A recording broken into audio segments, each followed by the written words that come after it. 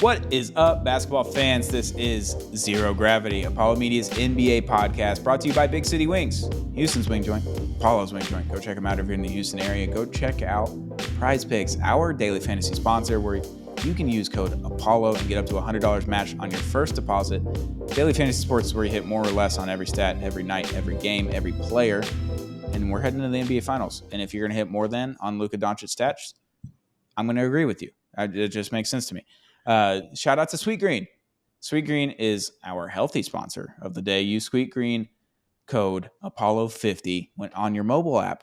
Go download the Sweet Green mobile app right now. Order yourself some Sweet Green. Order the hot honey chicken bowl. It's delicious, I promise you. And then enter code Apollo50 at checkout and get up to 50% off on your first Sweet Green mobile order. Shout out to Sweet Green. Shout out to Prize Picks. Shout out to Big City Wings. And shout out to you. And shout out to Josh Garcia, my cohort. We're heading to the NBA Finals. And I'm giddy. I'm giddy at this point. It's the night before Christmas. We're recording this Wednesday, June 5th, the night before the game one of the NBA Finals. And it's Christmas night. It's Christmas night. There's nothing else to say. We talked a little bit pre-show, and I'm just feeling. I'm looking at your face right now. It's uncontainable. You are just losing it over there. And God, I want to be in your position so bad, but I also am a little scared for you because this Boston Celtics team is scary.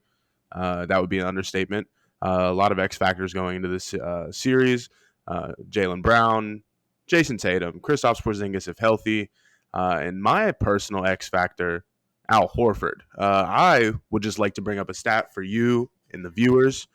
Al Horford and the Boston Celtics are 34 wins and 2 losses when Al Horford scores 8 or more points. Now I'm not necessarily a betting man, Prize Picks, I'm sorry, excuse me, daily fantasy man. Thank you. But I'm just saying, if Al Horford can score, let's say, 10 or more points in 3 or more games, data, history, stats, it's a little backed up here. And I don't mean to call Al Horford the X factor when there are literal generational talents all over that team, defensive, offensive, 7'3" guys. But a little man from the University of Florida could be the X factor here. Let's just get into this Boston Celtics talk.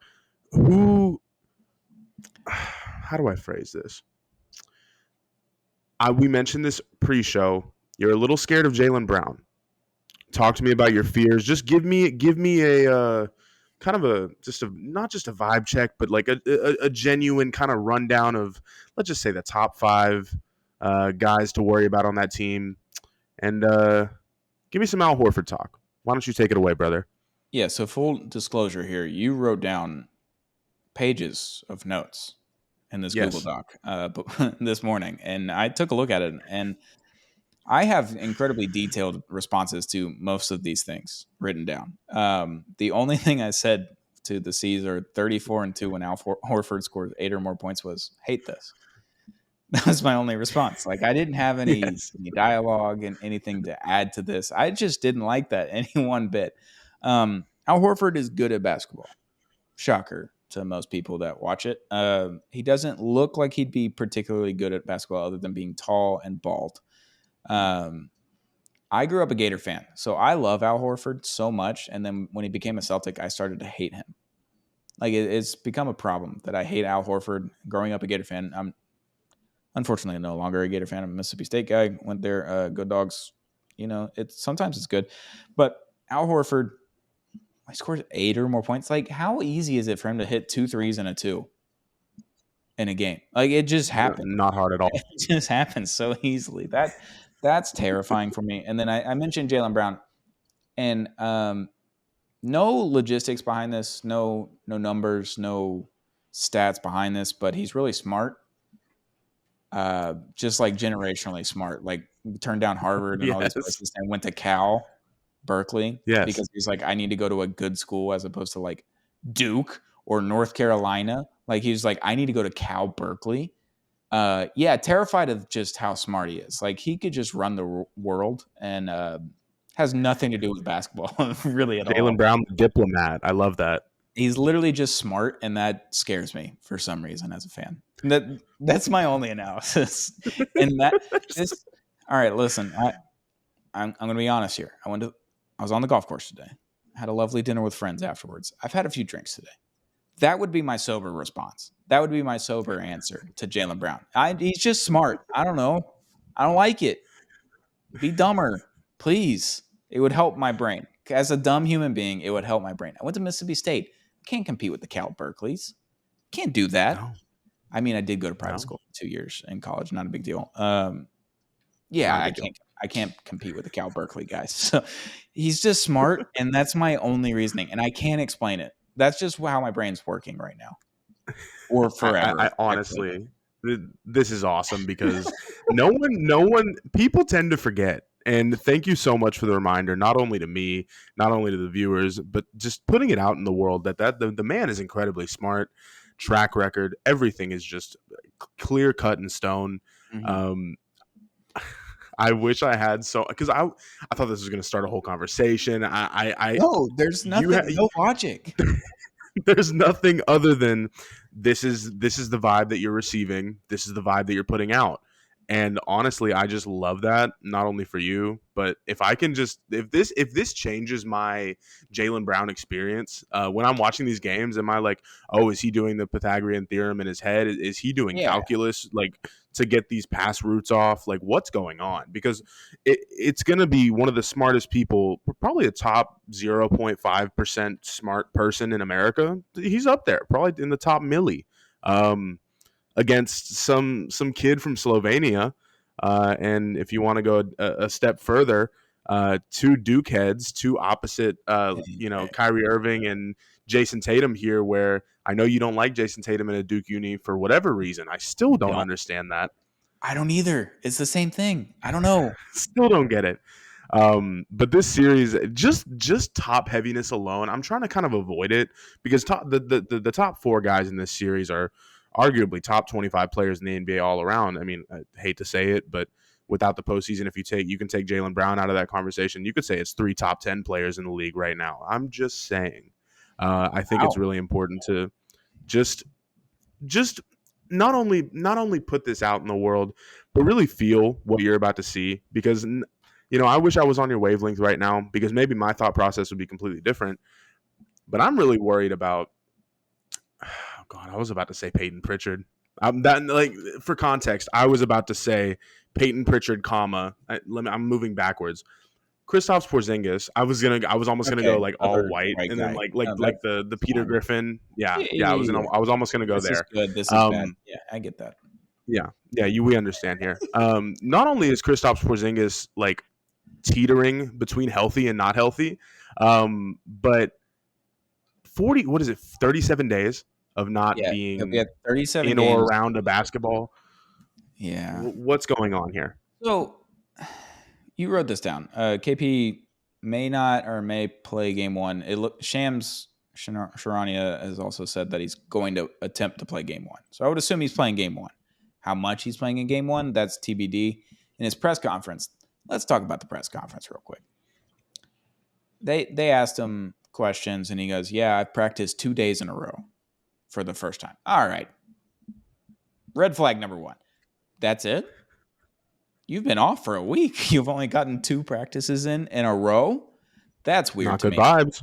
Not great. Vibes. And then when they asked him if he was 100% healthy, he just basically did not answer it. And they asked another question, and he paused for 10 to 12 seconds and said, yes, with a smirk on his face. So I don't look. Kristaps Porzingis is near and dear to my heart. As a Knicks fanboy, I love the Knicks. I don't know. I can't quit him. I never have. I loved him when he was a rookie. He was a weird dude. I saw him his rookie year in the Garden with Melo. I don't know. I love Kristaps Porzingis. I can't help it.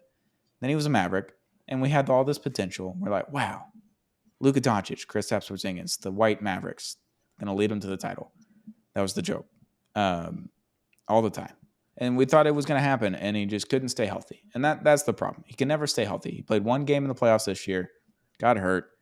He hasn't played since round 1, game 1. Is that correct? Yeah. It's been a long time. that he hasn't played basketball, and he's only practiced 2 days in a row. That sounds strange to me. So no I don't like Kristaps it. Porzingis. The Celtics can win an NBA championship without him. It's much harder. But Absolutely.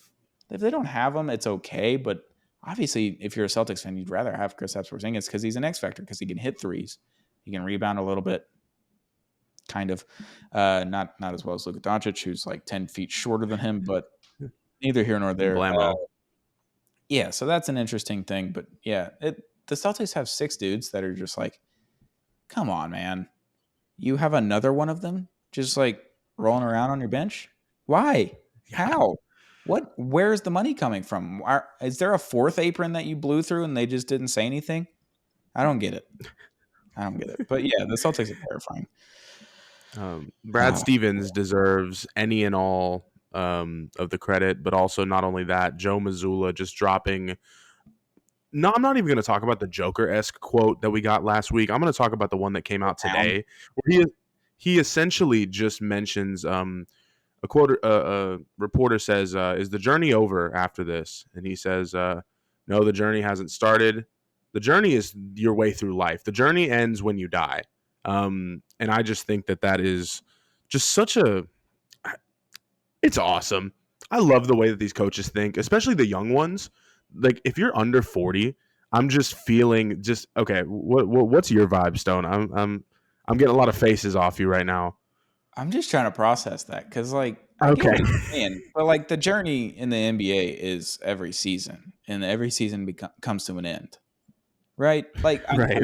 I'm understanding what he's saying. This is as a Grateful Dead guy, like I understand, like the journey ends when you die. I get it, but they're talking about the NBA season. They're not talking about real fucking life here. We can take it at face value, and he needs to do that. But it was hilarious. One of the better all timers.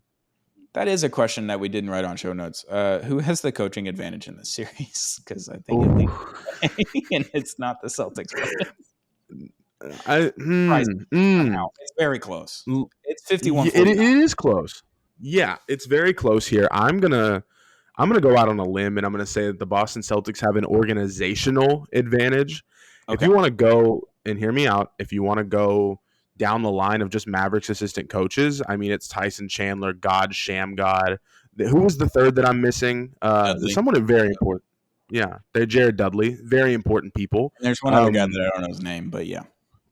Yeah, nothing compares to Tiago Splitter being a Rockets assistant. People forget, but just oh my goodness, there are just so many names in this series, and we could sit here and just have we could have a guy off right now. We could sit here for 45 minutes and be like, holy shit, did you know that Sean Marion led the league in alley-oops made and alley-oop percentage in 2004? I didn't know that until today. See, this starts dialogues. This starts conversations, and I'm going to go a step further and talk about what you want to talk about in regards to Derek Lively just being an absolute fucking dog.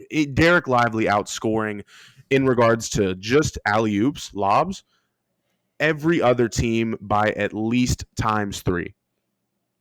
It's insane because I knew it was a lot.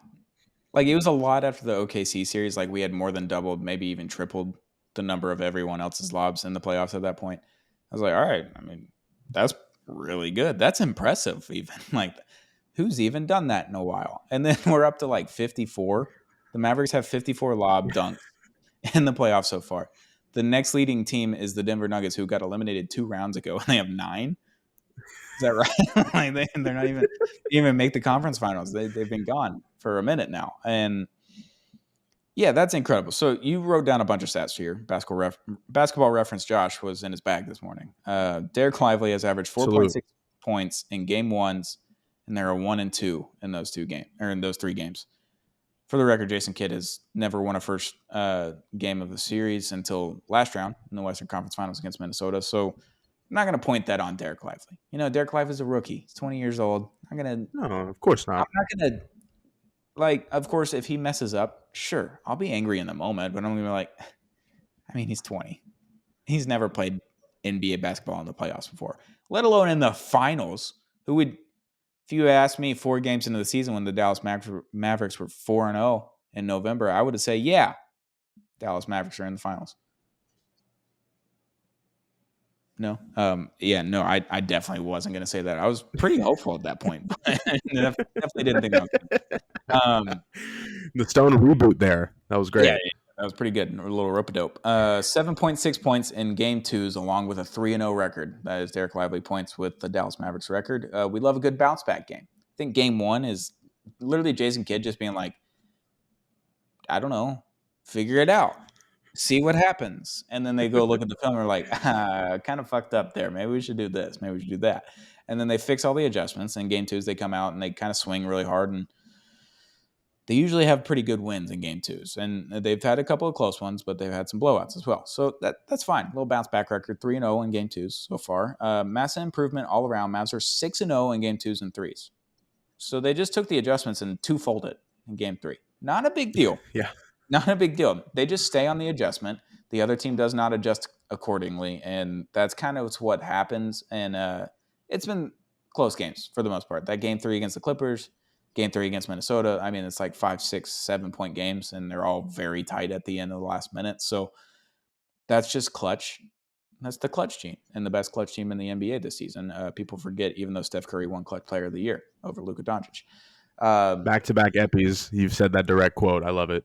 I'm just saying. It's insane to me. I don't understand. Give me a vote. Never change. Give me a vote. Take Bill Simmons' away. Take Ryan Russillo's away because it doesn't seem like he even wants it. No, give me Zach Lowe's. Give me Zach Lowe's because he doesn't even use it. He refuses to use it. Give me his. The Mavericks have lost all 3 game fours, averaging, and Derek Lively has averaged 7.5 points per game.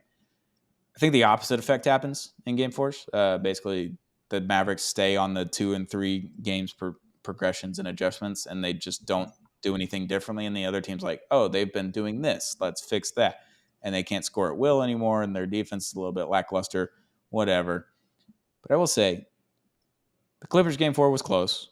James Harden made like 5 floaters in a row, and it was fucking an anomaly, and I didn't understand it because Derek Lively played the fourth quarter, and Daniel Gafford played 2.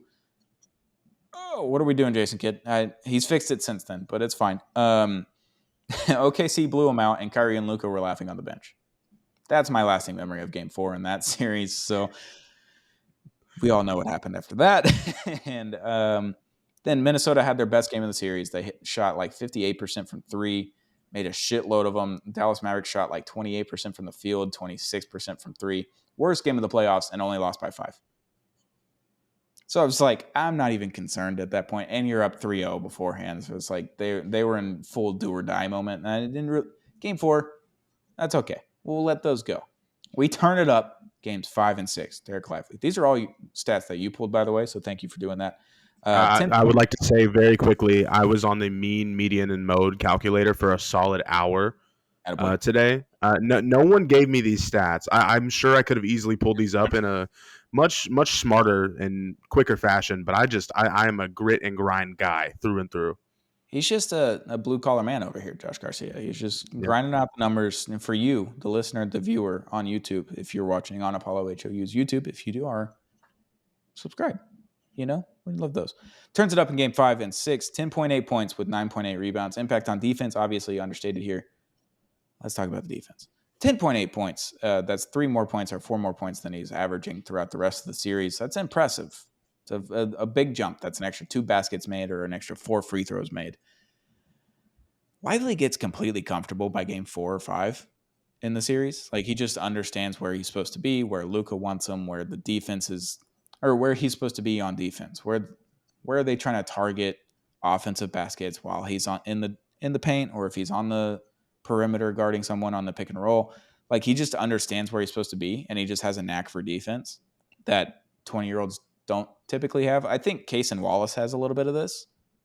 Like, he was incredible in that Dallas series whenever they actually put him on the court. For some reason, they just didn't do it. I like this. He was annoying as shit. Like, he just knew what to do on defense, and they just didn't play him.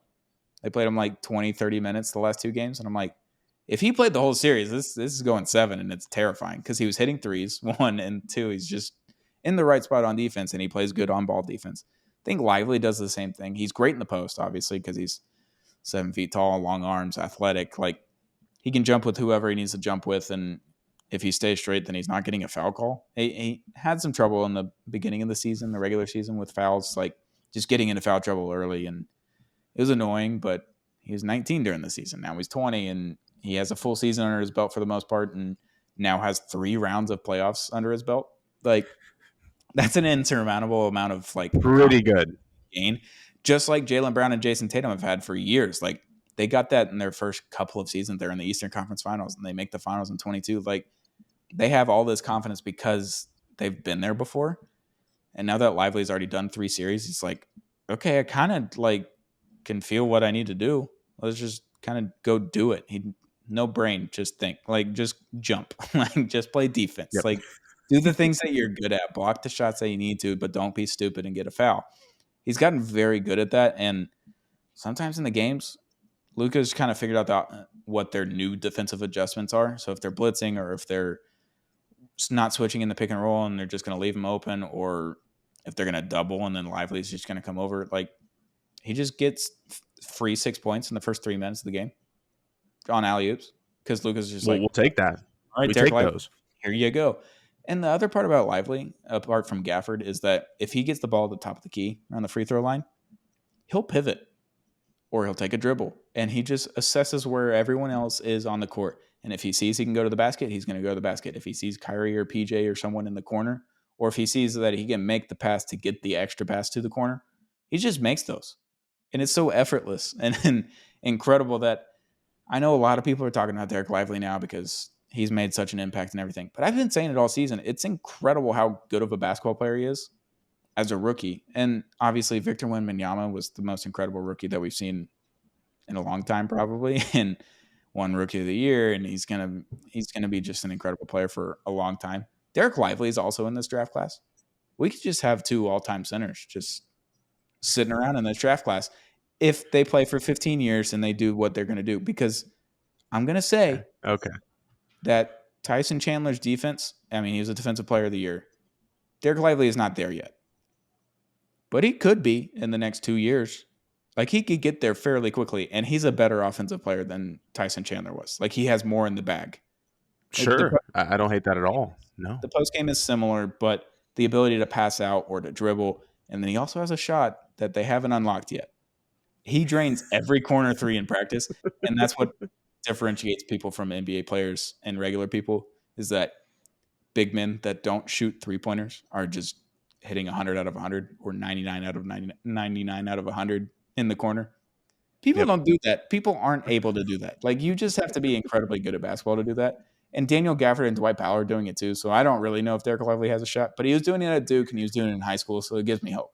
So there's more in the bag, and that this is the worst that Derek Lively's ever going to be. And hopefully he's even better in the finals, and Boston can't figure him out. But I love Derek Lively. I'm going to die for him one day. I'm going to take a bullet for him. I'm going to do anything I need to do him. He can have my neck for the finals. I know he's going to need like 2 of mine because he's 6'10", 6'11", whatever. And I'm like 3'8", but it's fine. He can have my neck. He can have my knees, my shoulders, my hands, ankles, whatever he needs. Derek Lively, it's yours. If you need it during the finals, let me know. I'll be back in Dallas. You're such a stand-up guy. I love that. I'm just here for Derek Lively. That's all about. Yep. This all being said, I love not only your passion for Derek Lively, but it almost feels like a lust for life. When you watch this Mavs team, it feels like you are watching something and feeling something bigger than what it is. And I wish that people had that passion that you are currently giving me, the viewer, everyone, right now. And I don't know if this is because you were on the golf course all day. I don't know if this is because you had a couple drinks in your system, but this feels very genuine. Also, I had to, I did get wind that you were at the golf course today. I would like to say my Walmart not sponsored golf polo, little double entendre here. We see in the colors, little blue and white action. Again, I love to show solidarity for you when I can. You do. This all being said, your X factor, give me 2 X factors for each team, not named Kyrie Irving, Luka Doncic, Derek Lively, Jason Tatum, Jaylen Brown. Okay, did I say Jaylen Brown twice? I don't know. Does Drew Holiday count? because he's going to be a fucking menace to society. He made 2 game-saving defensive plays. Sure, sure. Yeah, I mean, it's Drew Holiday and Derek White. Can they guard? Because I would assume Jaylen Brown, Jason Tatum are going to take the load of guarding Luka Doncic on the defensive end. Can those two guys take the load of guarding Kyrie Irving on the defensive end and also contribute enough offensively to make a big impact? Like, are they going to hit the corner three towards the end of the game to win it? Are they going to hit a shot and then also get a steal on the other end and then they get a bucket, like an assist or whatever it is? Like, that's what I'm looking at. Derek White and Drew Holiday. I don't want to play against them, but here we are. It's fine. We're gonna be there. It's fine. So that's Boston's 2 for Dallas. Can Daniel Gafford stay on the floor? Like, if he can stay on the floor and he's scoring points and he's playing defense, like he's blocking shots like he did against Minnesota, and you're getting, I don't know, 8 to 12 points out of him a night and 6 to 10 rebounds, like, that's incredible. Like, I mean, that's right around his averages, but if you're getting that out of him and he's playing 20 to 28 minutes a game, perfect. So Daniel Gafford, and it's either Derrick Jones Jr. or PJ Washington. It's one of those two. Like, one of those two guys has to just make their corner threes, if not both. Like, I would prefer both of them, but like, if one of them is making 3 to 5 threes a night, you're like, okay, well, we won the finals in 5 and 6, like, because Luka's gonna get his. Like, if Luka's just gonna average a 30-point triple double like he did in the season, like, as long as Kyrie's getting about 20, and he can get PJ or Derrick Jones Jr. to be in the 12 to 18 range, I mean, you're winning games like kind of easily at that point. if Gafford's or and one of those two guys is hitting threes. So I Derrick Jones Jr. and PJ Washington are the same player in my brain. Like, they both play defense. They both hit corner threes. They're both able to pick it up off the dribble and hit floaters. Like, they do the exact same things in just slightly different ways. Like, Derrick Jones Jr. is a little bit faster, a little bit more athletic, whatever, but PJ does pretty much the same thing Derrick Jones Jr. does. So one of those two guys, and then Daniel Gafford are my X factors for Dallas. What do you think? So basically the entire 8-man rotation. I listed, yes, this is true. 1.5 guys. 2.5 guys. Sure. Essentially, your thought process right now is, okay, the Mavericks need to score, let's say, 115 to win every night. Let's just say 115. And you essentially did the math yourself off the dome with no clear-cut answer, but I'm just going to assume that you went with about 115 here. Again, I love your thought process. I think that Derrick Jones Jr. being able to just not only make corner threes, but like almost become like a left-handed Aaron Gordon kind of situation. Just in regards to like how he can defend in the paint, because he's still big. People tend to forget that the guy's like 6'9", right? 6'9", 6'10". 6'9". Yeah, he's somewhere in there. He's a body out there. So if you're getting this almost like 2 or even like 3-way, and when I say 3-way like type of player, I mean 3-pointers, paint, offense, and paint defense, you're gonna win some fucking games. But let me just start and end at Derrick Jones Jr. I completely agree with you with the Celtics conversation. Derek White, of course, being an X factor. I don't even think we've mentioned him this entire episode until this conversation. But let me just ask you, and maybe we can leave with this because my brain is so full right now. And again, you said it feels like it's almost Christmas morning, but can the Boston Celtics win games? Let's say, if worst case scenario, Jason Tatum and Jaylen Brown have 3 stinkers. Do you think the Boston Celtics can win one of them? 2 of them, even? 3 stinkers is a lot. Worst case scenario here. Luka and Kyrie have 3 stinkers, we lose in 5 or 4. That shit's over. If they have 3 stinkers and we have a healthy Kristaps, like, let's put a caveat in there. Like, Kristaps is playing basketball games. They could win at least one. Maybe I don't want to say they probably win 2, but they have a potential to win 2. Like, right. If Porzingis is going to put up 25 on an 8 with like 6 3-pointers, like, yeah, you're going to have a little bit of a problem, because that means Drew Holiday or Derek White or someone and Al Horford are fucking scoring points. Like, but their bench isn't as deep as everyone thinks. They've got 6 dudes, and then their bench is like, it's good. It's not bad by any means. It's good. don't know if it's great, and I wouldn't say the Mavericks is great either. So it's like, what happens with the bench? Is Peyton Pritchard going off for 25, 30 like Dante DiVincenzo? Is he hitting a shitload? I said it earlier in the episode. Like, is that happening? Like, who's the bench player that's going off for the Celtics or the Mavericks in the case that their two stars have a bad game? And that's kind of just what happens in every finals. Like, I mean, every finals, there's someone that just comes off the bench and has just a monster game, and you're like, and they live on forever in infamy in that city for that team. Yes, yes. This is the recipe for Al Horford, okay? This is going to be the Al Horford situation. I fully, I threw the fishing rod out, I reeled back in a 50-pound tuna. This is the best thing ever because Al Horford is going to be the X factor in this series. Man, this is going to be fucking awesome. And oh man, not even just for the league, not even just for our viewing, for history, Al Horford will have at least 3 good games, and he will be the reason, one of the main reasons, why the Boston Celtics will win at least a couple games. I'm not going to go out and say they're going to win the whole thing just yet. We'll get to our predictions here in a minute. Yep. But man, hook, line, and sinker, brother. Ooh, that was awesome. It'd be a real fucking shame if Al Horford at 38 years old never won a ring and had to retire, like Joe Pavelski just did for the Dallas Stars. And I'm fucking heartbroken over it, watching all these TikToks, all these tweets, all the press conferences of Joe Pavelski and saying, yeah, this is it. I'm going to move back to Wisconsin. Wyatt's going to have to move out of my house. I'm just depressed about it. I want Celtics fans to feel that way about Al Horford. I just want him to just like ride off into the sunset, never get to play basketball again for the Boston Celtics, and never win a ring. I want them to feel that pain. I want the fans to feel. I don't want Horford to feel that pain, but I want the fans to feel that pain because it hurts. No, this was not my objective with this with this conundrum. I don't want you to. You got me here. What do you want? All right, so I guess it was my fault, but I don't want you to wish pain that you've experienced on others because that is. You wrote down on the show notes was Al Horford and the Celtics are 32-2 or whatever with that when he scored 34-2, sir. Yeah, I mean, see this. I've done as much as I could. We made it 31 minutes before I said anything really mean. So here we are. It's the NBA Finals. Right. Bring hate back. God, I love this shit. This is where amazing happens. I love this game. That's good. All right. Okay. Predictions. Come on. Let's do this. Who do you have and in how many games? Give me. And I'm not going to be mad. I know.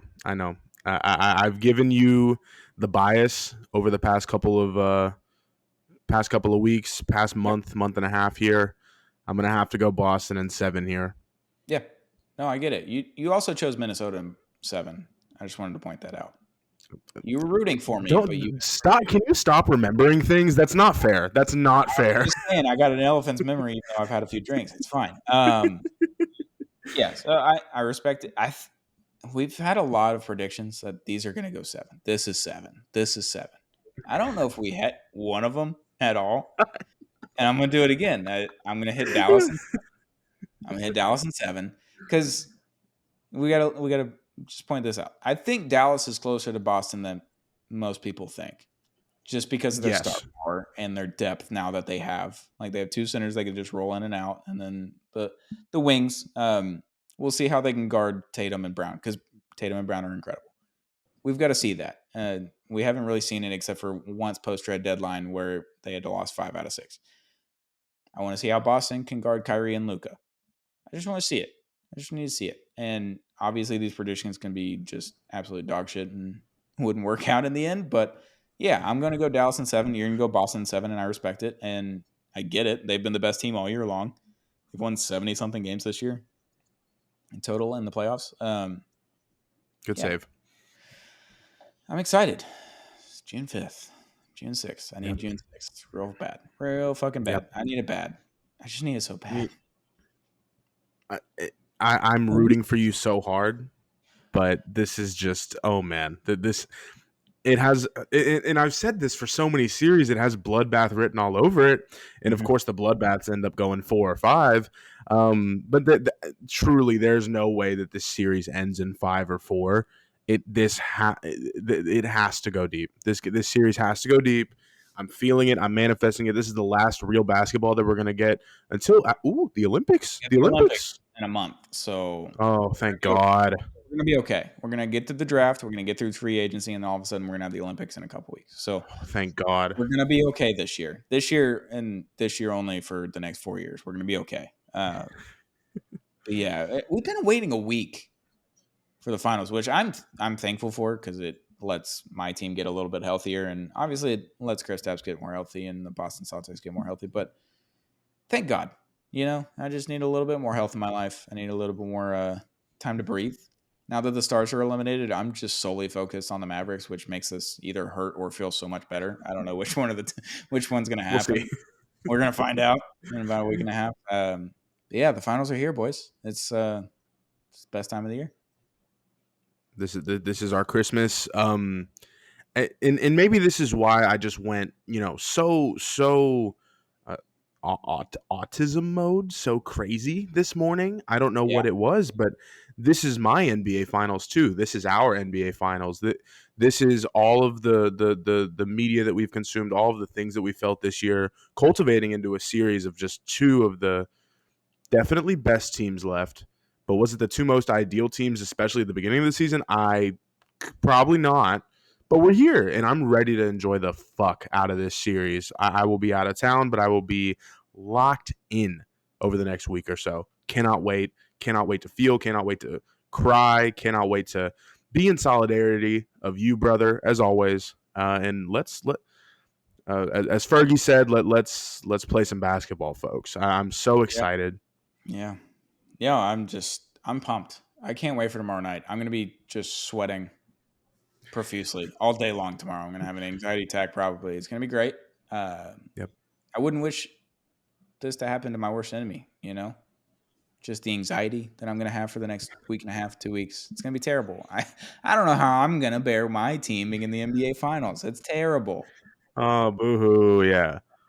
Yeah, I can't wait. Very excited. Ever having a team in a championship round is the best. I've had it a few times. In the last few years, last 5, 6 years.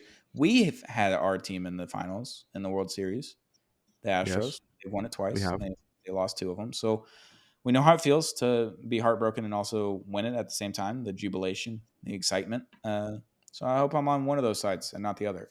But this has been Zero Gravity, Apollo Media's NBA podcast, brought to you by Big City Wings, Houston's Wing Joint, Apollo's Wing Joint. Go check them out today if you're in the Houston area. We love them. They got great people, great beer, and great wings over at Big City Wings. Shout out to Sweet Green. It's our healthy food sponsor. Use code Apollo50 for 50% off your first mobile order over at Sweet Green. And shout out to Prize Picks, our daily fantasy sponsor app. Prize Picks is where you hit more or less on every stat, every game, every night, every player. Shout out to Prize Picks. Use code Apollo when you sign up and get up to $100 matched on your first deposit. The NBA Finals are finally here, Josh. We're going to watch some basketball tonight as you're listening to this. And I just can't fucking wait. I'm so excited. So excited, Yep. Josh. Just pumped. Yep. It is oozing out of our brains right now. Feel it, love it, watch it, enjoy it. As Garrett Harrelson would say, watch movies sometimes, but watch basketball right now. You have to watch basketball. Watch basketball this week and watch Zero Gravity on Apollo Media. So this has been Zero Gravity, Apollo Media's NBA podcast.